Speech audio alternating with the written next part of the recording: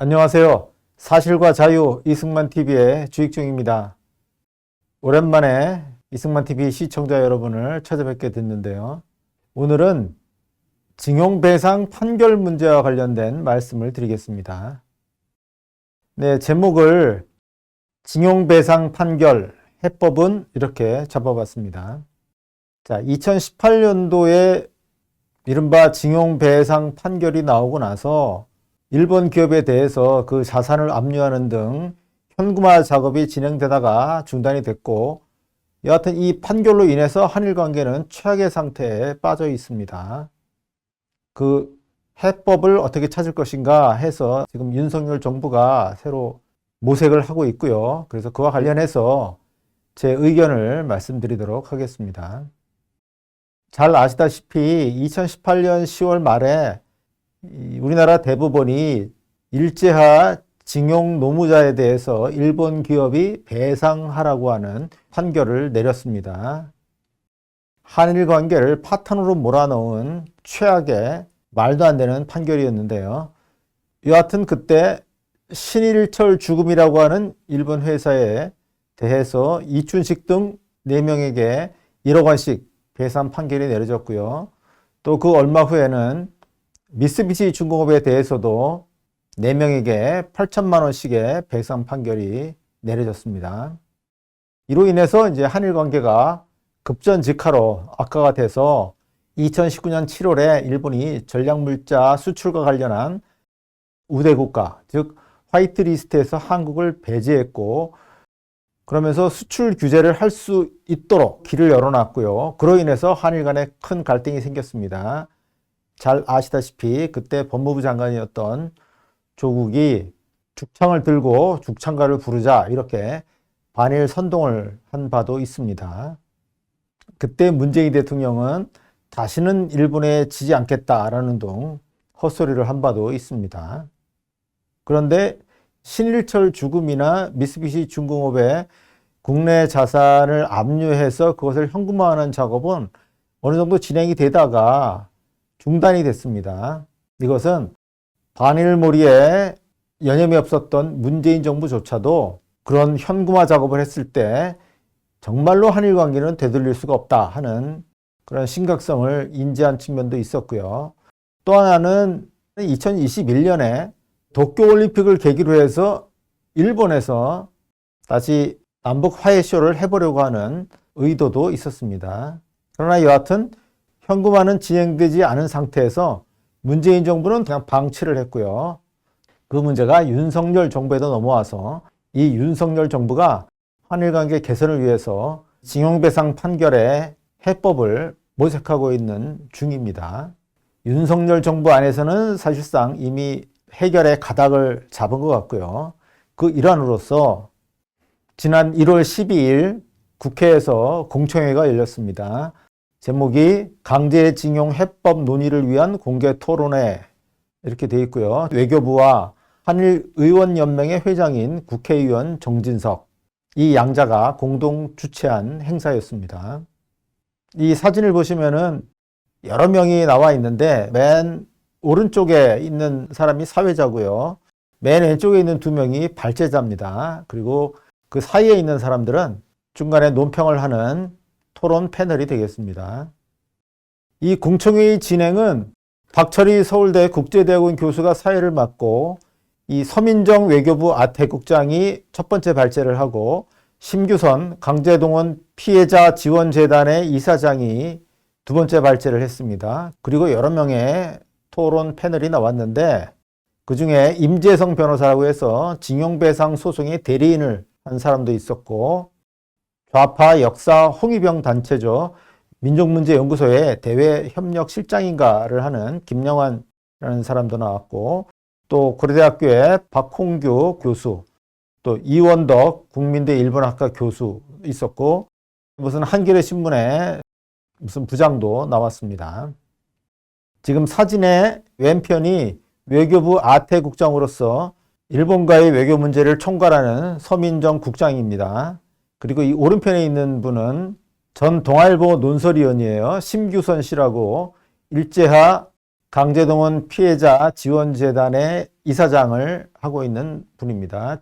작년 10월, 그러니까 윤석열 정부 출범하고 나서 새로 이 피해자 지원 재단의 이사장이 된 분입니다. 이 두 사람이 정부의 해법에 관한 발제를 하고 그에 관해서 패널들이 논평하는 식으로 토론이 진행됐습니다. 가장 중요한 것은 역시 정부의 입장인데 서민정 국장이 발제한 부분에서 정부의 입장이 명확하게 드러났습니다. 어떤 얘기를 했냐면요. 피고 기업, 그러니까 신일철 주금이나 미쓰비시 중공업과 같은 일본 기업이죠. 일본 기업의 판결금 지급을 이끌어내기는 사실상 어렵다. 이 점은 민관 협의회 참석자 분들도 그러했고 피해자 측에서도 알고 계신 것으로 이해한다. 그러니까 일본 기업으로부터 판결금을 내도록 하게 하는 것은 사실상 불가능하지 않느냐. 이건 누구나 다 알고 있는 거 아니냐. 이렇게 우선 이야기를 했습니다. 그렇다면 그 해법으로서 제3자 대의 변제, 중첩적 채무 인수 등 여러 가지 다양한 해법안을 논의를 해왔다.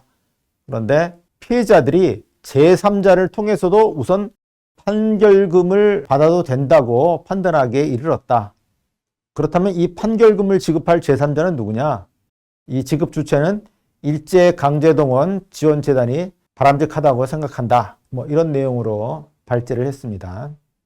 그러니까 한국 정부의 계획은 포스코라든가 도로공사 등등 여러 한국 기업이 이 강제동원 피해자 지원재단, 이것은 이미 있는 조직이에요. 새로 만드는 건 아니고 이미 있는 조직인데 여기에 출연을 하는 겁니다. 포스코는 이미 60억을 출연한 바가 있고요. 과거에 100억 원을 약속했었기 때문에 40억을 더 출연할 수 있을 것이다. 그렇게 얘기를 합니다. 포스코에는 그 1기 제철소 건설공사 때 그에게 청구권 자금이 투입이 됐습니다.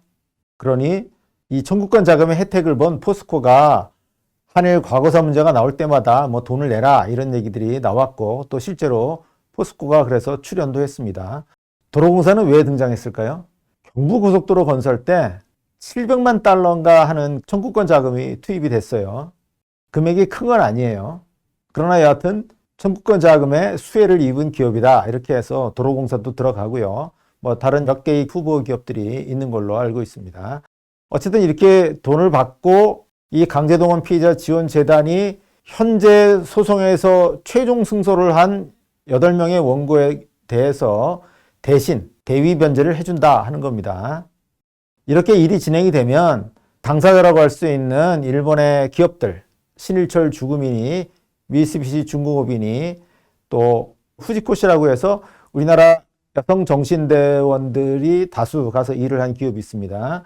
그런 기업들이 돈을 역시 낼 것을 기대한다. 이런 것이 한국 정부의 계획입니다. 그럼 이런 돈을 어쨌든 합쳐서 앞으로 추가적으로 소송에서 승소할 그런 소송 원고들에게 대신 변제를 하겠다 하는 겁니다. 이렇게 되면 이 원고들이 일본 기업의 자산을 강제로 현금화하는 일은 안 해도 되니까 이렇게 되면 한일 관계의 큰 걸림돌을 제거할 수 있다 하는 것이 한국 정부의 계획입니다. 자, 이런 정부의 계획에 대한 국내의 여론은 어땠는가 하는 것을 보면요. 국내 10개 중앙 일간지에 그 다음 날에 이와 관련된 사설이 실렸느냐, 또 실리면 어떤 내용으로 실렸느냐 하는 건데요. 이 중에 유력지 중에 동아일보나 중앙일보는 관련 사설을 내지 않았습니다. 나머지 신문들은 관련 사설을 냈어요. 문화일보가 가장 적극적이어서 징용 대의 변제, 현재와 미래를 위해 불가피하다. 이렇게 해서 정부안을 지지를 했고요. 조선일보는 정말 어렵게 나온 징용배상 해법, 일본도 호응을 해서 어쨌든 징용배상 해법에 대해서는 정부안을 지지하면서 일본의 호응을 촉구하는 정부도 어쩔 수 없이 이 안을 냈는데 그러려면 일본이 성의를 보여야 된다. 이렇게 일본에 대해서 화살을 겨누는 사설을 썼습니다. 그리고 나머지 신문사들, 대체로 다 좌파 신문들인데 이 신문들은 일제히 정부안을 반대했습니다. 경향신문은 한국 기업이 돈 내는 강제동원 해법 밀어붙여서는 안 돼. 이렇게 사설을 썼고요. 국민 1번은 강제동원 문제 풀려면 피해자와 일본을 더 설득하라. 그러니까 정부가 피해자도 설득하고 또 일본도 설득해서 일본도 성의 있는 조치를 내놓게 해라. 정부안이 미흡함을 지적을 했고, 세계일보는 일본에 사죄가 없고 가해기업이 빠진 강제동원세법은 안 된다. 이렇게 해서 정부안을 반대했습니다. 한겨레 한일관계 조급증에 강제동원 피해자 뜻 외면 말아야. 정부안은 강제동원 피해자의 뜻을 외면했다. 이런 얘기죠. 정부안을 역시 반대하는 거고, 한국일보도 국내 기업의 강제동원 배상금 대납. 이것이 창의적 접근인가? 창의적 접근이 아니라는 얘기죠. 이렇게 역시 정부안을 반대했습니다. 방송사들은 다 노조들이 장악을 하고 있는 상태고 다 일제히 비판적인 논조에 보도를 했습니다. 소송 원고 측은 강력 반발했어요. 토론 패널로 나왔던 민족문제연구소의 김영환 실장은 이건 일본의 책임을 완벽하게 면책해 주는 것이다. 이렇게 비난했습니다. 한국이 먼저 피해자분들에 대해서 출연하고 그 다음에 일본이 그에 맞춰서 호응해 줄 것을 기대하겠다. 이거는 너무나 안타까운 태도다. 정부안이라는 것은 일본의 책임을 완벽하게 면책해 주는 것이다. 일본은 아무것도 안 해도 되지 않느냐. 이런 식으로 비난을 했고요. 신일철 죽음에 대한 징용배상 소송에 대리인을 했던 임재성이라고 하는 변호사는 이 대위변제안이니 또는 병전적 채무인수안이니 하는 것은 모두 본질을 호도하는 잘못된 프레임이다. 일본이 사후에 기금 출연을 하게 만들 수 있는 장치가 있느냐? 없다. 이런 상태에서 정부안을 계속 밀어붙이면 안 된다 하는 것이 이 임재성 씨의 주장이었습니다. 좌파단체와 민주당은 어떨까요? 당연히 비난하고 반대했습니다. 일제 강제동원 시민 모임이라고 하는 단체의 이국원이라고 하는 대표는 일본이 사과를 합니까? 돈을 내겠다라고 합니까? 합의문을 씁니까? 아니면 이후에라도 뭘 하겠다라고 하는 것입니까? 그 책임을 한국이 뒤집어 쓰겠다라고 하는 자기 고백에 불과합니다. 이렇게 비난을 했고요. 지금 한창 검찰 수사에 몰려있는 이재명 더불어민주당 대표도 때맞춰 국민의 시선을 돌릴 수 있는 좋은 호재다라고 생각을 했는지 아주 격한 비난 논평을 냈습니다. 윤석열 정권의 대일 저자세, 굴종 외교가 점입 가경입니다. 정부는 이 자해적 외교를 당장 중단해야 합니다. 이렇게 얘기를 했어요. 근데 사실은 아주 무책임한 얘기죠. 정부가 대위변제안을 추진하는 것을 중단하면 일본 기업도로 돈을 내라고 하는 것이고 일본 기업이 돈을 안 낼 때는 현금화를 하라고 하는 것인데 그렇게 되면 정말 한일 관계는 되돌릴 수 없는 상태에 갑니다. 문재인 정부도 현금화까지는 참아 못하고 그냥 방치하다가 떠난 건데요. 이재명 씨의 입장은 일본 기업이 돈을 안 내면 그 압류한 자산을 현금화해야 된다. 이런 얘기로밖에는 들리지 않습니다. 아주 무책임한 태도입니다. 당시 공청회장 내외부의 분위기는 아주 안 좋았어요. 이건 공청회가 열린 국회의원회관 바깥. 글쎄 제가 보기에는 국회의사당 같은데 그 앞 계단에 좌파 시민단체 사람들이 나와서 항의 퍼포먼스를 하고 있는 겁니다. 일본 전범기업 사죄 배상, 대법원 판결 이행 이렇게 크게 써놓고요. 각 사람마다 반대 문구를 하나씩 들고 있습니다. 어떤 거냐? 이름만 공개 토론에 졸속 추진 규탄한다 이렇게 돼 있어요. 또 윤석열 정부 규탄한다 이렇게 들고 있는 사람도 있고. 글쎄요, 이 들고 있는 사람은 마스크를 끼긴 했는데 김대중 씨의 삼남인 김몽걸 아닌가 그렇게 보입니다. 자, 이거는 공청회장 내부 모습입니다. 일본 전범기업 배상 책임 왜 한국이 지나? 한국 기업이 돈을 내서 우리나라의 강제동원 피해자 지원재단이 대신 갚도록 한다라고 하는 거에 대해서 일본 전범기업의 배상 책임을 왜 한국이 지느냐 이렇게 반대하는 선전 문구를 들고서 시위를 벌였습니다. 이 패널들 앞에서 역시 일본 정부는 강제동원과 우키시마 폭침을 사죄하라 이런 구호가 적힌 종이를 들고 역시 시위를 했습니다. 자, 그렇다면 징용배상 판결 문제를 해결하는 이 정부안대로 가면은 문제는 없느냐? 잘 진행이 될 거냐? 그렇지 않다라고 하는 겁니다. 자, 우선 저는 정부안대로 재단을 통해서 대위 변제하는 데는 찬성입니다. 지금 워낙 시급해요. 재단을 통한 대위 변제는 불가피합니다. 지금 불이 났어요. 불이 막 타고 있는데 불을 꺼야 돼요. 또는 달리 표현하면, 글쎄 듣기에 좀 거북한 표현인지 모르겠습니다만은, 한국 대법원이 똥을 쌌습니다. 똥에서 냄새가 나고요. 또 그 똥이 썩어가고 있어요. 대법원이 쌌으니까 대법원더러 치워라 이렇게 하고 내몰라라 할 수 있는 문제가 아니에요. 그러면 정부가 나서서 대신 그 대법원이 싼 똥을 치워줘야 돼요. 그렇게 해서 한일 관계를 개선을 해야 됩니다. 한국이 언제든지 일본의 뒤통수를 칠 수 있는 상황, 일본 기업의 압류한 자산을 팔아서 그걸 이른바 징용 피해자들에게 나눠줄 수 있는 상황, 이 상황은 일본 정부로서는 받아들일 수가 없는 겁니다. 빨리 그 지뢰를 제거를 해야 됩니다. 그래서 정부안대로 우선 확정 판결이 난 8명에 대해서 대의 변제를 해주는 것은 불가피하다 이렇게 봅니다. 그런데 문제는 그 이후에 사태가 계속된다 하는 겁니다. 무슨 말씀이냐면 현재 소송 진행 중인 과거 노무자 또는 그 유족들이 있습니다. 약 1000명쯤 된다고 하던가요? 많이 있습니다. 소송만 해도 수십 건이 진행이 되고 있어요. 어떤 소송건에는 한 건에 85명이나 되는 원고가 들어있는 경우도 있습니다. 그럼 소송을 낸 사람들만 문제가 아니에요. 소송을 안 낸 사람들이 있어요. 어떤 사람들이냐? 노무현 정부 때부터 시작해서 이명박 정부 또 박근혜 정부 때까지 일제강제동원의 피해자다, 또 희생자다 해서 정부로부터 공식적으로 인정을 받고 위로금을 지급받은 사람들이 있습니다. 제가 바이널 종족주의 책자에서도 다룬 바가 있었는데 일제강제동원의 희생자로서 정부로부터 판정받은 사람들이 있어요. 1931년 만주사변부터 1945년까지 일본 등 외지로 일하러 나갔다가 사망하거나 또는 행방불명된 사람들, 또 부상을 입고 돌아온 사람들, 이 사람들을 당시 일제강제동원의 희생자다 이렇게 판정을 했습니다. 이 숫자가 얼마나 되느냐? 사망자 및 행방불명자로서 정부로부터 인정받은 사람이 17,780명이에요. 부상자가 13,993명입니다. 합치면은 31,773명이에요. 그런데 이 사람들만 있는 게 아니라 일제강제동원의 여타 피해자도 있어요. 피해자와 희생자는 뭐냐? 1931년부터 1945년까지 일본 등 외지로 나가서 노무자 일을 하거나 군인 군속으로서 복무를 하거나 위안부로서 동원된 사람들, 이 사람들이 모두 피해자예요.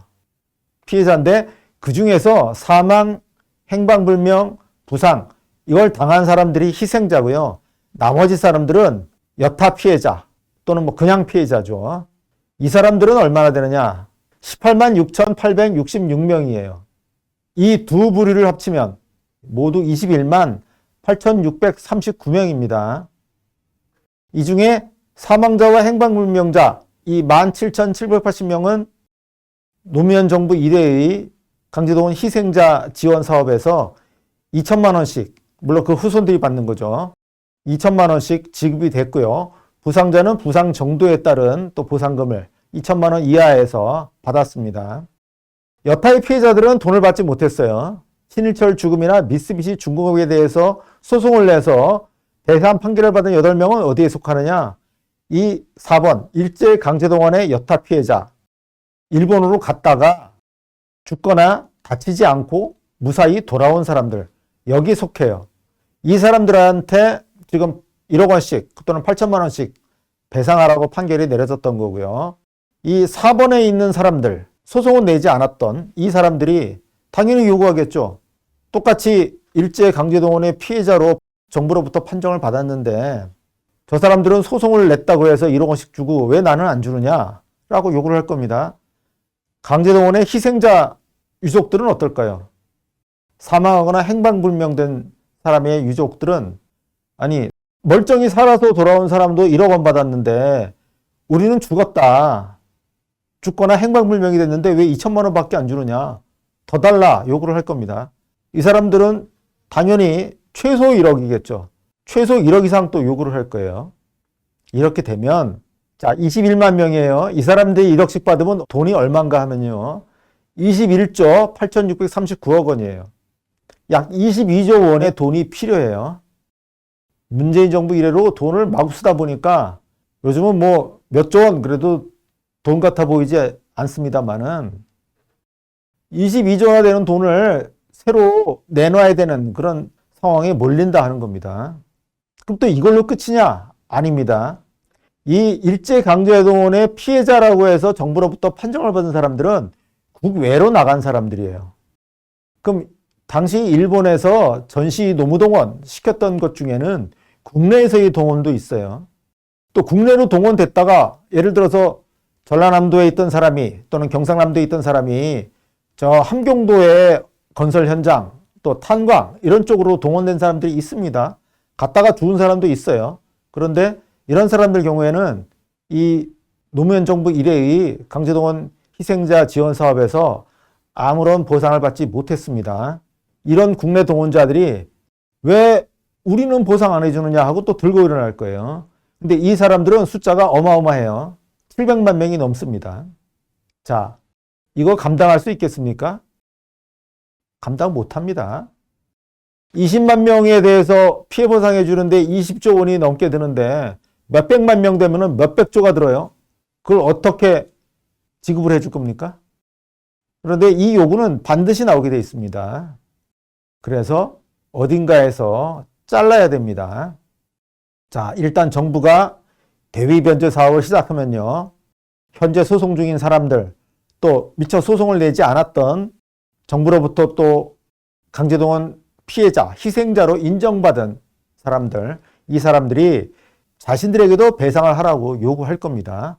그들에 대한 배상을 위한 특별법 제정 논의가 국회에서 나올 거예요. 자, 지금은 국회 다수당인 더불어민주당이 그 이재명 대표의 검찰 수사, 이런 사법 리스크 때문에 정신이 없어서 꼼짝 못하고 있습니다. 하지만 이 국민이 지나가고 나면 일제강제동원의 피해자에 대한 배상을 위해서라고 하면서 특별법을 제정하자라고 요구하고 나설 겁니다. 국회 다수당이잖아요. 그걸 거스를 수가 없습니다. 국회에서는 통과되기 십상이에요. 이 특별법 제정은 안 된다라고 하는 겁니다. 이 특별법이 제정되고 나면 아까 말씀드린 대로 우선은 국내에서 강제동원의 피해자로 인정된 사람들 약 21만 여 명의 사람들에 대해서 거의 1억 원씩 보상을 해줘야 되는 사태가 생긴다고 하는 겁니다. 한마디로 마구잡이 배상의 뚝이 터지는 건데요. 이걸 막아야 됩니다. 그래서 특별법 제정은 안 되고요. 국회에서 만약 더불어민주당에 의해서 특별법이 의결되면 윤 대통령이 거부권을 행사해야 됩니다. 윤 대통령 및 그 참모들에게 이 문제에 관한 투철한 의식이 있느냐? 뭐 매우 의심스럽습니다만은 여하튼 혹시라도 더불어민주당에 의해서 국회에서 특별법이 의결되면 윤 대통령은 그에 대해서 거부권을 행사를 해야 됩니다. 그런데 제가 재단을 통한 대위 변제에는 일단 찬성한다고 했어요. 그럼 무슨 되지 않느냐? 대위 변제를 해주라 그러면서 또 특별법을 제정하는 것은 안 된다라고 하니 말이죠. 저는 이미 판결이 난 거는 어쩔 수 없고 또 소송이 진행되는 건 어쩔 수 없다 하는 얘기입니다. 그거는 가게 하자라고 하는 거예요. 다만 특별법을 만들어서 징용배상의 뚝을 터뜨리는 이런 일을 해서는 안 된다라고 우선 말씀을 드리는 거고요. 그 다음에 현재 소송이 진행되고 있는 사람들 있죠. 이 사람들에 대해서는 소송 판결을 통한 확정, 요 체제로 가야 합니다. 우선은 법원이 소송을 각하해야 돼요. 대부분의 소송이 사실은 소송의 요건이 성립되지 않습니다. 2012년과 2018년에 김능환이라고 하는 대법관 그리고 김명수 대법원장 이 둘에 의해서 엉터리 판결이 내려졌던 거죠. 법원은 대법원 판례에도 불구하고 그 대법원 판례와 상관없이 소송을 각하해야 됩니다. 실제로 1심 소송이 각하된 사례가 있어요. 자, 2021년 6월 7일에 서울중앙지법에서 16개 기업을 대상으로 한 85명이 소송을 낸 이 소송에 대해서 이 재판장 김양호 부장판사가 각하 판결을 내렸습니다. 대한민국 국민이 일본 또는 일본 국민에 대해 갖는 개인 청구권은 청구권 협정에 의해 바로 소멸되거나 포기됐다고 할 수는 없지만 소송으로 이를 행사하는 것은 제한된다. 피해자들의 손해배상 청구권은 청구권 협정의 적용 대상에 해당한다. 이런 논리로 이 소송을 각하를 했습니다. 무슨 말씀이냐면 개인 청구권은 청구권 협정에 의해서 소멸되거나 포기됐다고 할 수는 없지만 청구권 협정의 적용 대상에 이 손해배상 청구권이 들어있기 때문에 일본에 대해서 그걸 요구할 수는 없다 하는 겁니다. 그러면서 이 각하를 했어요. 2021년 6월 7일. 자, 이때는 아까 말씀드린 것처럼 문재인 정부가 도쿄올림픽을 앞두고 일본에서 북한과 평화쇼를 또 한번 추진을 했었어요. 그러니까 문재인 대통령도 일본을 방문하고 북한의 김정은도 일본을 방문해서 그 도쿄올림픽 현장에서 또 한 번의 평화쇼를 한번 벌이려고 한 적이 있습니다. 그 기도가 이미 무산된 때인데요. 그래도 당시 김양호 부장판사라고 해서 그나마 정신이 올바르게 잡혀있는 분이 이 소송에 대해서 대법원의 판례를 거스르면서 각하를 한 사례가 있습니다. 이렇게 법원은 소송을 각하를 해야 됩니다. 이렇게 각하를 하면 원고들이 당연히 항소 또 상고를 하겠죠. 어쨌든 이 윤석열 정부 하에서 대법원은 새로 구성하게 돼 있는데 그 대법원이 새로 구성된 후에 새로운 판결을 내려야 됩니다. 불과 몇 년 전에 나왔던 징용배상 판결을 뒤집는 것이라서 한국 대법원 스스로도 매우 민망한 일이겠습니다만은 어쨌든 과거의 잘못을 반성하고 한국 대법원이 새로운 판례를 구축해야 됩니다. 일본에 대해서 새로 배상을 청구할 수는 없다라고 하는 판례를 구축하면서 이미 소송을 낸 사람들에 대해서는 그 소송을 각하하는 쪽으로 가야 합니다. 언제까지 일본에 대해서 끝없이 배상하라 이렇게 요구를 할 겁니까? 이제 그거 끝내야 합니다. 네, 모처럼 윤석열 정부가 어렵게 한일 관계를 개선하기 위한 그 발걸음을 내디뎠는데요. 부디 일제강제동원 피해자 지원재단을 통한 대위 변제 사업이 성과를 거두고요. 그리고 오늘 제가 말씀드린 이 방안대로 해서 더 이상 일본에는 배상을 요구하지 않는 걸로 그렇게 매듭이 지어지기를 간절히 희망합니다. 네, 오늘 여기까지 말씀드리겠습니다. 감사합니다.